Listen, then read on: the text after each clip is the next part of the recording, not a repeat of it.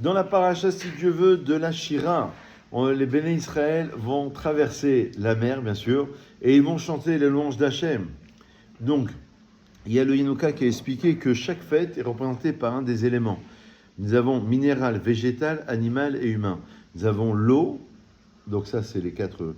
Et nous avons l'eau, bien sûr, nous avons l'air, nous avons le feu et la terre. Alors par exemple, Pessah, c'est l'eau. Pourquoi c'est l'eau? Parce que Moshe, qui minamaï mishiti, où on l'appelle Moshe parce qu'il a été retiré des eaux, d'accord? Et la traversée de la mer, c'est l'eau. Alors on va expliquer un petit peu tout ça. Rashi, déjà, il dit Roshi. Qu'est-ce qu'il dit Roshi? Que Sheranes, c'est marqué. Alors Moïse a chanté. Avec les bénis Israël, ils ont fait la louange d'Hachem. La Shira, c'est comme une prophétie. Il y a toute l'histoire d'Israël. Jonathan, tu es avec nous ou pas? C'est bon? Prends un peu des forces. Donc en vérité, il y a toute l'histoire d'Israël. Il y a les 3 Beth Amikdash. 3 Beth Amikdash qui sont mentionnés jusqu'à la fin des temps, qu'à la venue du Mashiach. Donc là, ils ont été transportés, tu entends ça? Parce que ils ont été transportés à un niveau spirituel. Ils ont pu voir toute l'histoire d'Israël. C'est beau ou pas? Donc Rashi dit, lorsqu'il a vu le miracle, Alain Bélibo chez Shira, c'est facile. Il est monté dans son cœur, littéralement, qui dit une Shira. Parce que si tu chantes pas, hein, c'est marqué dans la Gemara de Sanhedrin, Hiskiyahu Améler, le roi Ézéchias, il aurait pu être le Mashiach. Il n'avait pas été le Mashiach parce qu'il n'a pas chanté les louanges d'Hachem. Parce que si tu ne chantes pas, ça veut dire que tu ne ressens pas profondément. C'est-à-dire chanter, d'accord, c'est exprimer. Exprimer quoi? Les profondeurs de ton cœur. Donc quand tu fais une tefila, si tu veux que la tefila elle monte, d'ailleurs c'est marqué quand les bénis Israël étaient en Égypte, Vata'al Shava'atam, leur cri est monté vers Hachem. Vata'al Shava'atam, Vaïtsarakou el Hachem, Batsar lehem, Mimisokotehem, Yatzilem ou Yoshiahem. Donc en vérité, chanter, Rav Bitoun, c'est une manière d'exprimer. Et exprimer, c'est quoi? C'est exprimer le plus profond de ton être. Donc déjà, Rachid explique que quand ils ont chanté, ils ont exprimé. Elle est belle ou elle n'est pas belle? Maintenant, Rachid rajoute quelque chose. Il dit, c'est marqué dans la Gemara de Sanhedrin, que non, comme c'est marqué au futur, alors Moïse chantera. Yashir, c'est la forme du futur, de Yud. Iti, Niti, un petit peu d'hébreu, n'est-ce pas? Donc, en vérité, Mikaz Remes Retavetimina Torah, c'est une allusion à la résurrection des morts. Voilà ce qu'il nous dit. Alors, il nous explique comme ça. Pourquoi Rashi a cité 3 occurrences? Az Yashir Moshe, alors Moïse chanta, si on traduit dans le contexte. C'est marqué pour le BR, vous vous rappelez le puits d'eau, pour Yehoshua déjà. C'est marqué Az Yedaber Yehoshua, alors Yehoshua parlera, ou a parlé dans le contexte. Et Shirat HaBe'er, c'est le puits d'eau. Bon, c'est plus tard dans Bamidbar, il faut refaire le texte là-bas. C'est marqué Az Yashir Israël. Ah, il dit pourquoi ces 3 expressions? Moshe a chanté, Yehoshua a parlé littéralement, et Israël a chanté. Dans le Tanakh, d'accord? Dans 3 endroits différents. C'est marqué dans la Gemara, il va expliquer que c'est marqué dans la Gemara, dans Sota Yud Gimel, Lomet Moshe. Moshe n'est pas mort. Alors, ça, une question sur Yaakov. Yaakov n'est pas mort. Mais la Gemara dit la chose sur Moshe. Alors pourquoi? Pourquoi il est mort?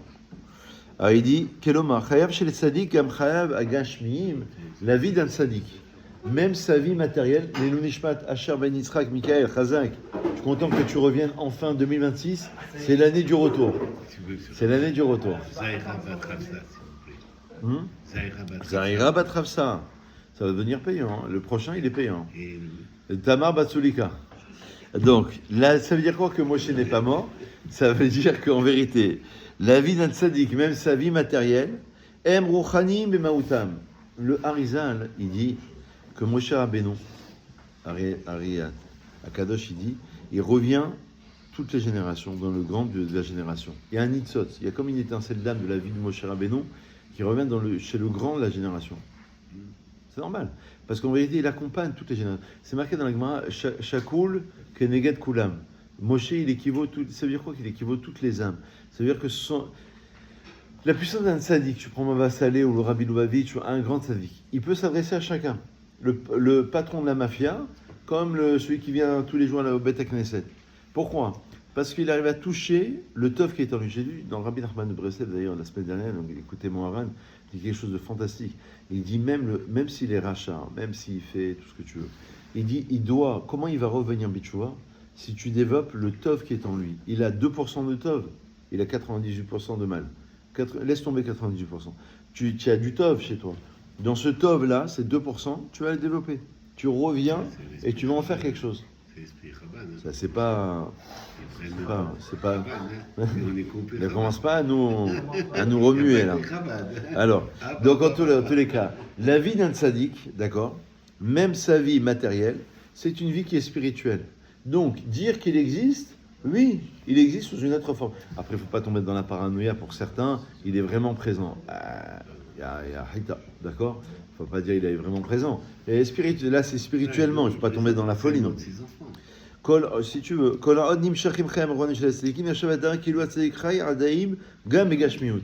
c'est-à-dire que du moment que le tzaddik il continue à exercer quelque chose, de par son côté spirituel, c'est comme si qu'il existait. Évidemment, c'est une image. Il n'existe plus vraiment. C'est comme s'il continuait à exister. Voilà l'idée. Alors, quel rapport avec notre paracha? Ils ont traversé la mer, ils sont arrivés à un niveau de prophétie, même ce qu'elle a vu la servante de Yecheskel, eux, ils ont été à un niveau supérieur, donc ils ont vu toute l'histoire d'Israël, ils ont vu les 3 Beth Amikdash, magnifique. Ils ont compris l'histoire. Il dit, d'ailleurs, le Ramchal, entre parenthèses, je reviens au texte, il dit que la traversée de la mer, c'est la traversée de l'histoire, il dit. Kriyat Yamsouf, parce qu'il cite le Zohar. Le Zohar, il dit que Yamsouf, c'est pas Yamsouf, c'est pas la mer des gens. Il dit c'est sauf la fin. Et il dit, le Zohar, sauf Kol Dargin Vedergin. Ils ont perçu, c'est ce qu'on appelle l'historiosophie en français, ils ont perçu la fin de l'histoire. Parce que toi, tu avances dans ta vie, tu comprends rien à ton histoire. Tu te crois, je me suis marié, j'ai divorcé, j'ai eu ça, les enfants. Oui, mais en vérité, il y a un plan. Toi, tu vois rien, tu es dans le brouillard. Il y avait une chanson dans les années 60 qui s'appelait Nuit et brouillard, sur le Jean Ferrat, sur l'époque de la Shoah. Nuit et brouillard, c'est vraiment ça. Jean Ferrat, il avait fait sur l'époque de la Shoah. Mais l'idée, c'est de dire que des fois, on est perdu, on est dans la nuit, on est dans le brouillard. On ne sait pas où on va. Alors eux, il leur a dit, attendez, je vous fais sortir d'Égypte. Avant de recevoir Matan Torah, je vais déjà vous montrer le plan. C'est ça l'idée. C'est ce qu'il dit au Ramchal. Il est sauf Kol Dargin, ils ont vu la fin, pas souffle. Il dit c'est sauf, d'accord? Alors c'est quoi l'idée? Je refais ma parenthèse. La Tratamitim, la résurrection, elle est mentionnée dans Az Hashem Moshe. Alors Moïse chanta, oui. De toute l'histoire.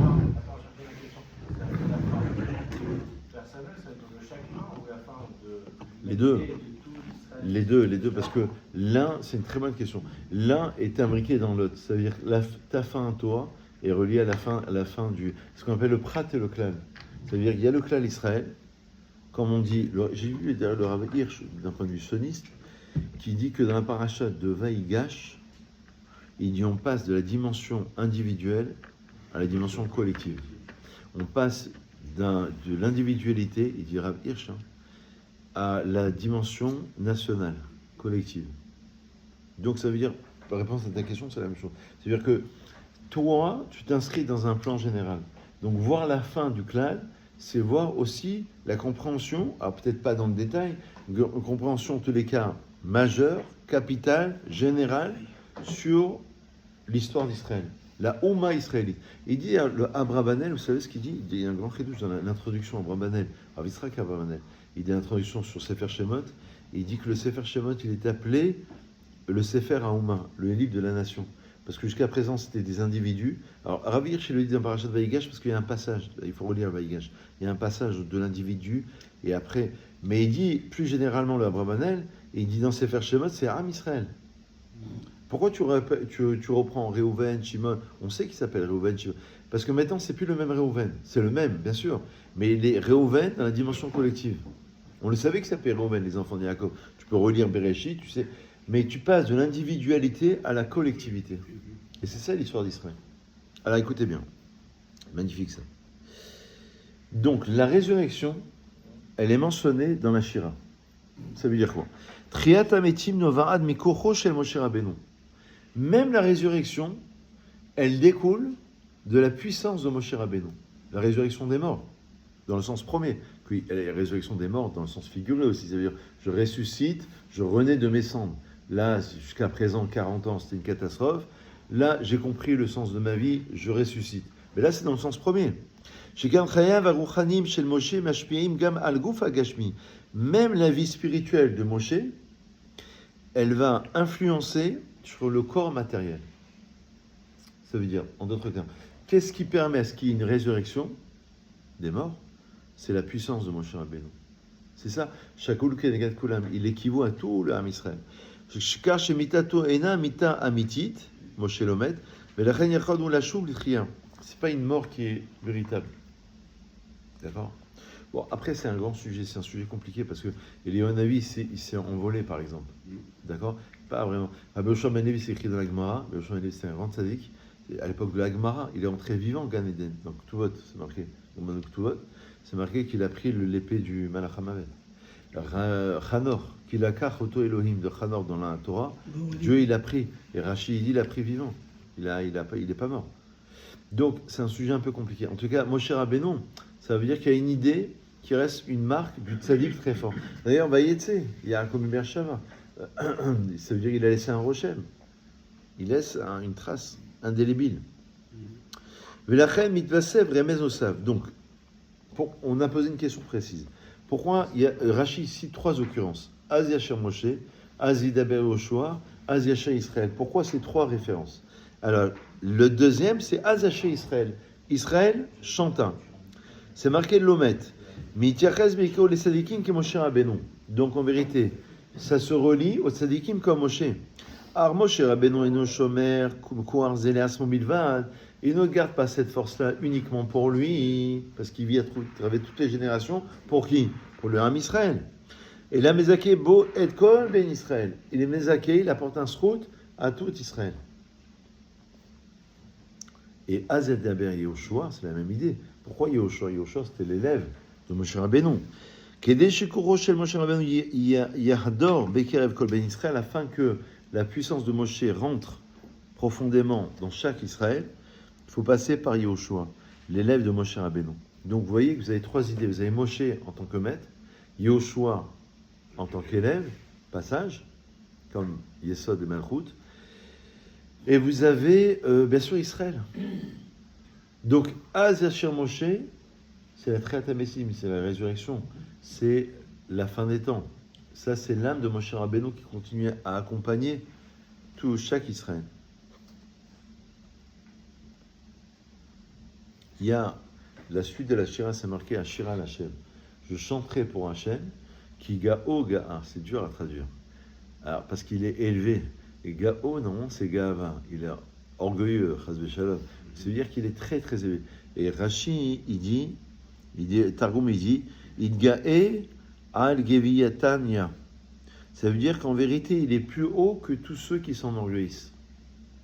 Pirouche, Akadosh Baruch Hu Midga'e al Hageim. Il est au-dessus. Comme c'est marqué dans Mizmor le David, Amol Hashem Edenim, Kavod Va'oz, Amol Hashem. C'est marqué là-bas aussi, un texte qui dit comme ça, qui est sur le Gao. D'accord? Et le Midrash, il rapporte, il dit Geim. Alors, ça, c'est le Pshat. Le Pshat, ça veut dire qu'Hachem, il est au-dessus de tout le monde. Qui Gao Ga'a. Même ceux qui pensent être dirigeants du monde, dirigeants de la nation, Hachem, il est au-dessus. Deuxième explication, le Midrash, il dit non, ça veut dire autre chose. Dans le Midrash, chez Mot Rabba, chez Geim Elu Em Arba Chayot HaKodesh Akevot Bemerkavto Shel HaKadosh Baruch Hu. Ce sont les 4 animaux qui sont fixés dans le chariot céleste. Le lion, l'aigle, le shor, je crois.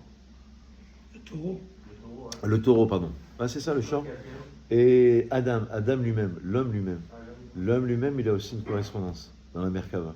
Alors il dit ça fait allusion à cela. Les Geim, qui Gaoga, ça veut dire que ça fait allusion aux 4 animaux qui sont dans le chariot céleste d'Akadosh Baruch Hu.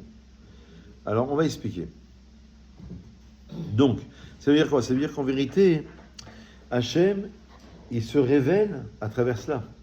Parce que chaque personne, vous savez ça, elle est en rapport, en allusion avec un des visages de la Merkava. C'est-à-dire, il y a 2 idées. Il y a l'idée de dire que le tzaddik, il porte sur lui, si on peut s'exprimer ainsi, le poids du chariot céleste divin. Et il y a l'idée de dire qu'en vérité, plus que cela, il y a un qui est en rapport dans son comportement, dans sa physionomie, avec le char, avec le taureau. Même en termes astrologiques d'ailleurs. Il y a... Mais même l'humain, en règle générale, c'est que là, les 4 animaux que tu viens de citer, je pense que chacun d'entre nous ici se rapportera. Moi, par exemple, Elbaz, c'est le faucon, et mon moins de dessin, c'est le lion. Je suis lion. Ah ouais. Je le moi pour le coup. L'humain par défaut, donc tout le monde a bien par défaut. Exactement. Exactement. Dans la vie de tous les jours. C'est ça. C'est ça. Donc on a un rapport direct avec ça. Ouais. Mais c'est-à-dire que là, ici, ça veut dire qu'Hachem est au-dessus de cela. Mais en même temps, ça a une correspondance importante par rapport aux êtres humains. Donc il explique comme ça, il dit Ashira l'Hachem, je vais chanter Hachem dans la Shira, traverser de la mer, qui gaoga, parce qu'il est très élevé. Mais Achash Medoubar Betgalot Elokit Kona Alit, puisqu'on parle d'un niveau très spirituel et très élevé, Area derrière les talot ergazo, le derrière pour arriver à ce degré-là, ou Kaben Mimena Idavka les déchira. C'est seulement par un chant. Écoutez bien la puissance du chant. Très chassidique comme idée d'ailleurs. C'est Torah Menachem qui dit ça. Très chassidique. C'est-à-dire seulement le chant, parce qu'on a dit en introduction que le chant, c'est l'expression de l'être, de l'âme. Si tu chantes pas, ça veut dire que tu ne ressens pas profondément. C'est pour ça qu'il y en a qui chantent la prière. Il faut chanter. Alors, on est pressé des fois, il ne faut pas s'arrêter sur chaque mot, chaque phrase. Mais de temps en temps, tu t'arrêtes sur une seconde, parce que ça te permet d'être imprégné du texte et de faire entrer le texte. Ça, c'est la Shira. Le Admor Azaken, il disait Kol Baalei Ashir Yotzim Beshir, Venim Shachim Beshir. Tous ceux qui chantent, eh ben, ils sortent avec le chant et ils sont entraînés par le chant. Ça veut dire quoi? Toute élévation, c'est uniquement par une shira. Donc lui, il a compris dans le sens figuré. Kigao ga'a, ça veut dire pour t'élever à un niveau spirituel très élevé, il faut ashira, il faut chanter. Tu veux monter, il faut chanter. D'ailleurs, il y a Rabbi Nachman de Breslev, il dit quand il arrive une catastrophe, tu tombes en panne, je sais pas, une galère dans la vie. Il dit tu chantes. Et il dit quand tu chantes, tu remercies Hachem, parce que Hachem était épargné d'un niveau peut-être plus catastrophique. Donc tu remercies Hachem. Peut-être que là tu tombais en panne, peut-être que tu aurais une galère, Chazou Shalom, hôpital pendant 3 mois. Donc Hachem était épargné. Donc tu remercies Hachem, si tu as vraiment la émouna, et tu chantes Hachem. Mizmor letoda hari'u l'Hachem kol haaretz la la la la la. Ça c'est un niveau élevé. C'est beau ou c'est pas beau ça? Allez, encore 5 minutes. Je sens que vous êtes... Attendez. Chazak, il va arriver le Chazak. Mikeda Hashem Kodenu Yadecha. Il y a les 3 temples. Le temple, 3e, Ashlishi, qui est mentionné dans la Shira.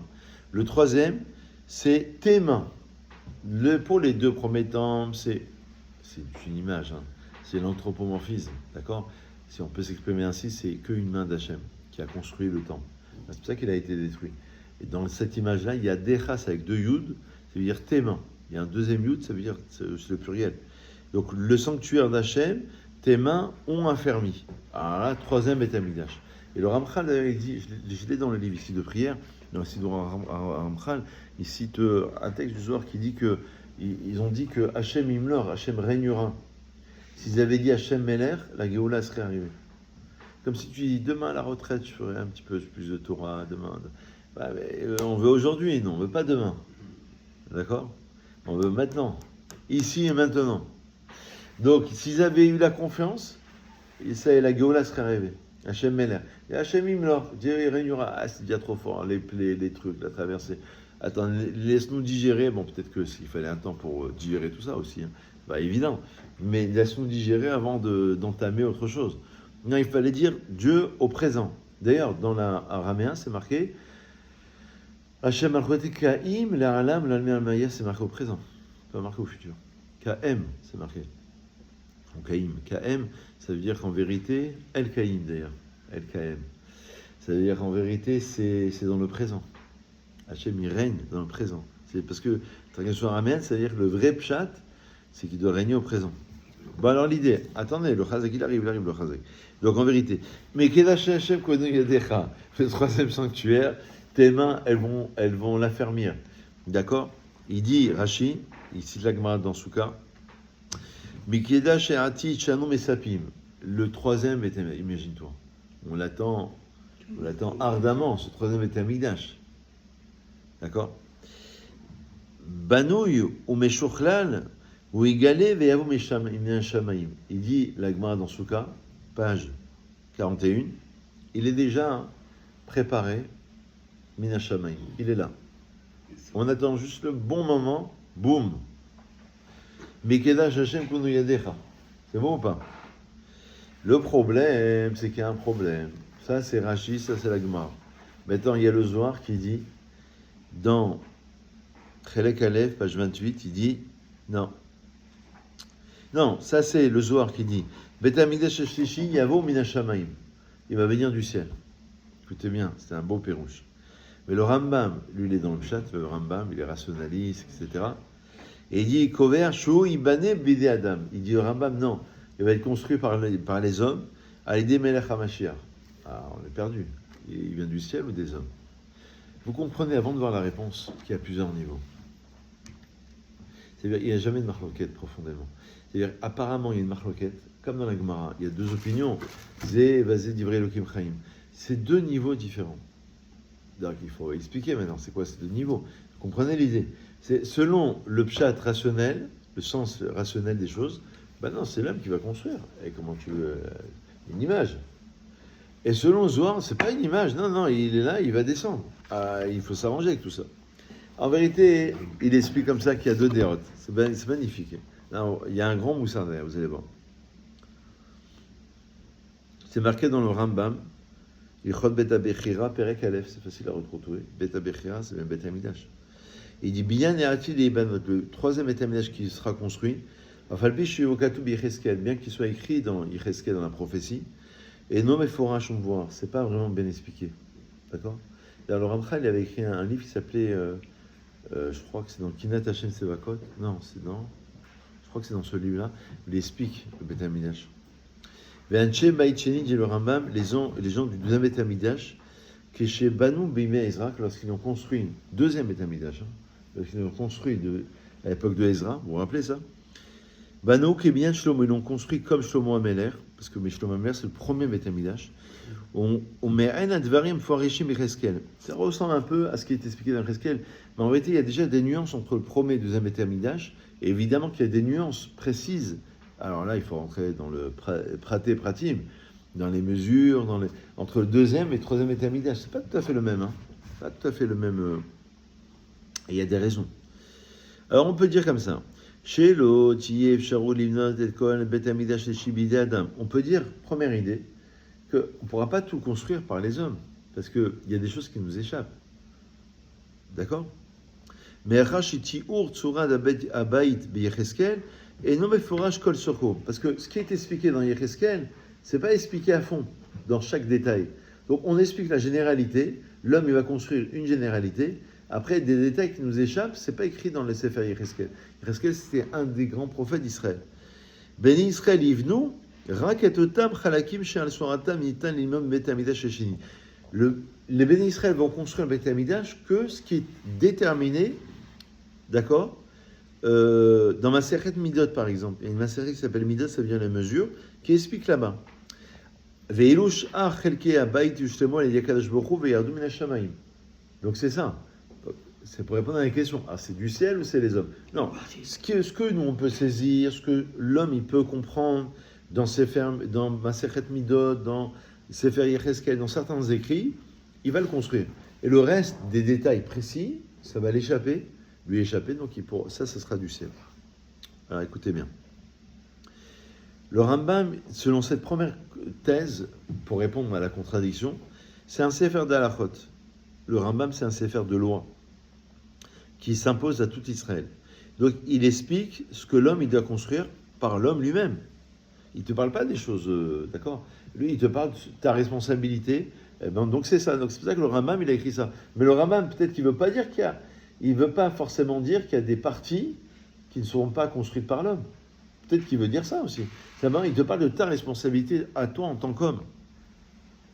Première explication. Écoutez bien, et je vous laisse vraiment tranquille. Deuxième explication, écoutez bien, c'est un grand moussa. La Gemara, elle dit dans Baba Messia, Chaya Vadam et Kafshelo, Mitisha Kavin Shel Chavero. On te propose 9 millions d'euros, c'est ton ami. Et toi, si tu travailles seul, tu as 1 million d'euros.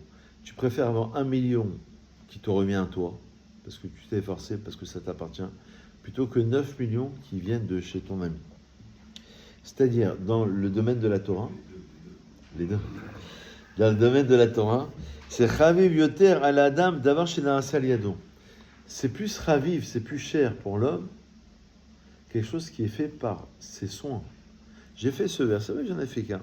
C'est moi qui l'ai fait. C'est moi qui l'ai construit, c'est moi qui l'ai créé, c'est moi qui l'ai imaginé. Donc pour lui, c'est très important pour lui. Gam imerko atzmi enogadol, même si sa valeur, elle n'est pas très grande. Plus que ce qui vient de chez son frère. Quel rapport avec le Beth Amidash? Écoutez bien, c'est la conclusion. En resonon chez Kadosh Baruch Hu chez Beth Amidash inaten evnei Israël kulo min hashamayim. Le racine d'Hachem, c'est pas que le Beth Amidash soit construit entièrement du ciel, comme un don gratuit.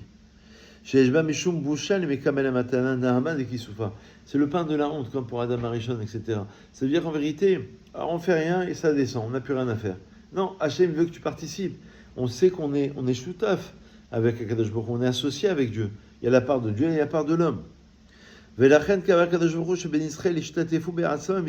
Donc, ils ont fixé que le Béni Israël, que les Juifs, ils doivent s'associer pour reconstruire le troisième Beth Amidash. C'est ça, Kav Shelo. C'est ça, cette mesure, ça lui appartient. Parce que lui, il faut qu'il ait une part dans le Beth Amidash. Donc, ainsi, c'est l'idée, dans l'écouté Sichot, des deux Mahalot du Beth Amidash. Il y a l'éternité qui découle du ciel, et il y a le côté chéri qui découle de l'homme. Ce qu'on veut, c'est les deux. Donc, la partie qui nous échappe, c'est Dieu. La partie qu'on peut réaliser, c'est l'homme. Mais on veut qu'il y ait les deux. Parce qu'en vérité, Beth Amidash, c'est quoi? C'est ça ce qu'ils ont vu. Ils ont compris l'histoire. Qu'est-ce qu'ils ont compris comme histoire? Qu'il y avait la part de Dieu et la part de l'homme. Que le fonctionnement du monde, c'est un fonctionnement qui fonctionne avec les deux. Comme la Emouna, Bitachon, Parnassa. La foi, la confiance et la Parnassa. Tu vas dire, ah, Kol Mina Shamaim. Alors je dois rien faire. Non, tu as ta part à faire. La maladie, tu dois aller voir le médecin. Donc tu as ta part à faire. Mais ça dépend d'Hachem. Alors, je comprends pas, ça dépend d'Hachem ou de moi? Ça dépend des deux. Tu as la part de l'homme et la part de Dieu.